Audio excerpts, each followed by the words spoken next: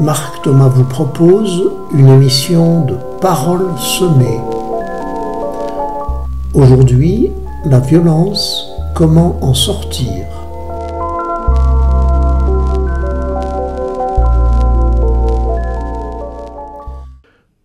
Je voudrais m'adresser à ceux et celles d'entre nous qui sont le plus souvent victimes de violences, qui la subissent. Je voudrais m'adresser aussi ensuite à ceux et celles d'entre nous qui sont agis par la violence, qui n'arrivent pas à canaliser leur propre violence. Pour celles et ceux qui subissent la violence au quotidien, dans leur famille, dans la société, au travail, dans des relations tendues, dans des jugements qui blessent. Pour nous tous qui subissons à certains moments la violence, je voudrais rappeler fortement que face à la violence, c'est toujours non.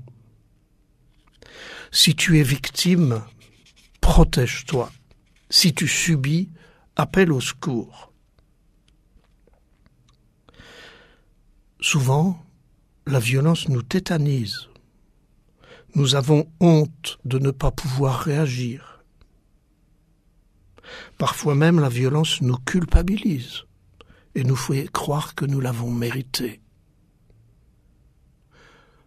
D'autres pensent même que quand on subit de la douleur et de la violence, c'est Dieu qui nous punit. Quand la violence nous casse la tête, nous donne des coups, elle peut aussi nous faire perdre la tête. Alors, si vous êtes victime de violence, gardez ces deux règles absolues. La violence, c'est toujours non. Première chose. Deuxième chose, essentielle quand nous sommes victimes de violence.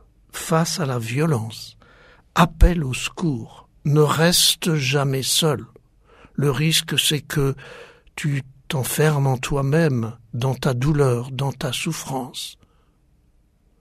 Appel au secours. Il y a toujours un ami disponible.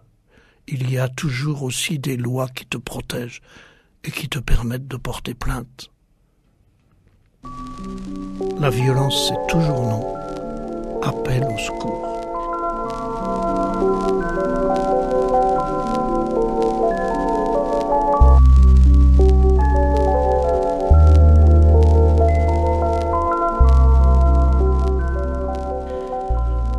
Je souhaite maintenant m'adresser à vous qui n'arrivez pas à vous débarrasser de votre violence.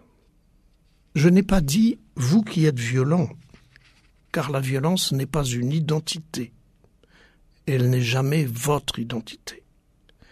Il y a de la violence en chacun de nous qui est toujours difficile à canaliser, et pour certains, c'est plus difficile que pour d'autres en raison de leur histoire de vie.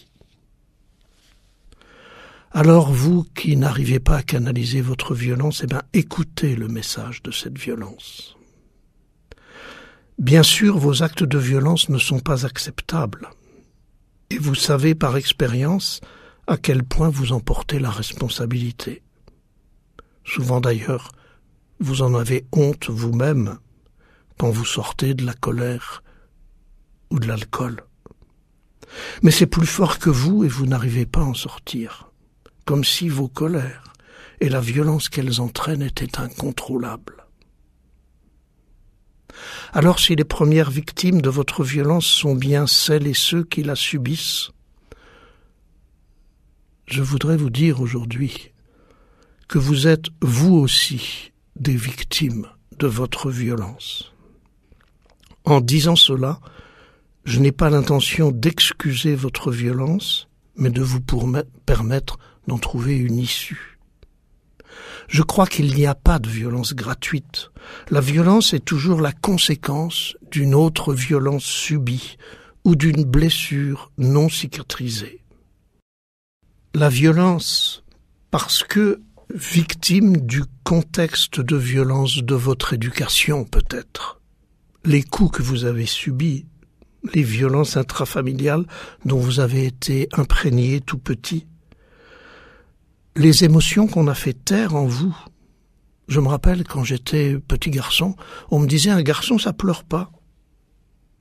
Mes parents ou mes éducateurs qui me disaient ça, ils me le disaient soi-disant pour me rendre service. Ils pensaient qu'ils me rendaient service parce qu'ils avaient envie que je sois fort. Mais quand je fais taire les larmes, alors viennent les armes. Je perds mon aile, je perds mes ailes, et les larmes deviennent des armes. Et on s'étonne que les petits garçons qu'on a empêchés de pleurer deviennent des hommes machos ou violents. Certains, face à la violence qu'ils subissent, s'enfoncent dans la déprime, d'autres se révoltent en violence. Parfois ça mûrit à l'intérieur longuement dans un désir de haine, de vengeance, et d'un seul coup ça explose de façon incontrôlable. Il y a une seule solution, pouvoir parler, mettre des mots sur mes blessures d'enfance. La violence aussi parce que peut-être nous avons été victimes d'échecs ou d'événements douloureux, échecs scolaires. On a été catalogué comme mauvais élève ou comme bon à rien. On a reçu des jugements et des reproches humiliants où on n'a pas pu réagir, jusqu'à ce que ça explose en violence. Ou bien encore un événement, une perte d'emploi, une impossibilité à trouver le métier de mes rêves, jusqu'à nous sentir rejetés ou inutiles. Et la violence vient exprimer ce que nos mots n'ont pas pu dire. Alors une seule solution pour cela, pouvoir me libérer du regard des autres qui m'a catalogué, stigmatisé, et aller en moi à la découverte de mes capacités, de mes ressources, de mes désirs. Il faut souvent être accompagné pour cela. On ne va pas chercher le psy parce qu'on est fou, on va chez le psy pour trouver en nous notre sagesse et notre lumière bien cachée derrière nos blessures. Et ça, on peut le faire aussi avec un ami proche, un ami qui ne va pas nous juger, nous identifier à notre violence, mais qui va nous aider à chercher comment cicatriser la blessure qui déclenche la violence. La violence aussi, parce que parfois nous sommes victimes de nous-mêmes dans le contexte familial.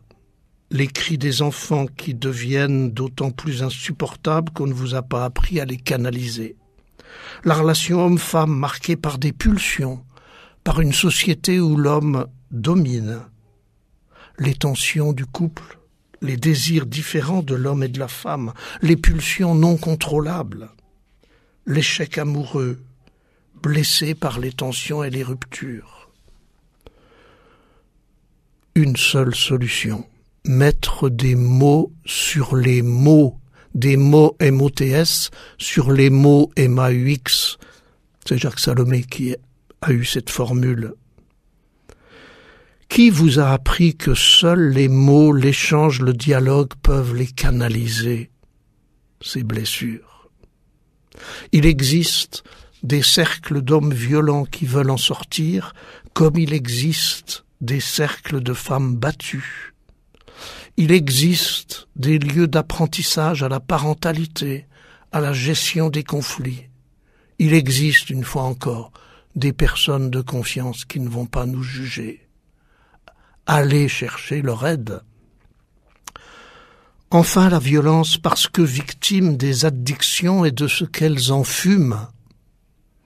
L'alcool, le zamal, l'oisiveté, l'ennui, l'argent facile en devenant dealer, les réseaux sociaux, les jeux et films de violence.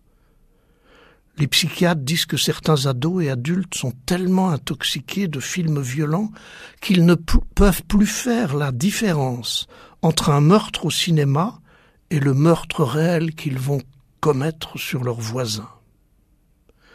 Peut-être que toutes ces addictions sont le signe que je n'ai pas trouvé de sens ou d'intérêt à ma vie.